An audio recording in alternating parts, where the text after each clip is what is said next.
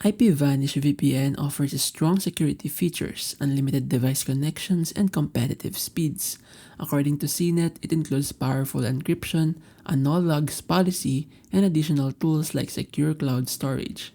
However, its limited global server coverage could impact international connectivity. PCMag highlights IPVanish user-friendly apps and advanced settings like split tunneling and the SOCKS 5 proxy for secure torrenting.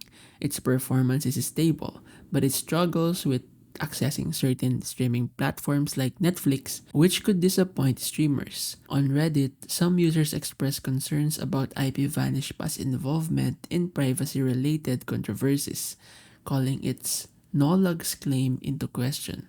Transparency issues have led to mixed feelings within the VPN community.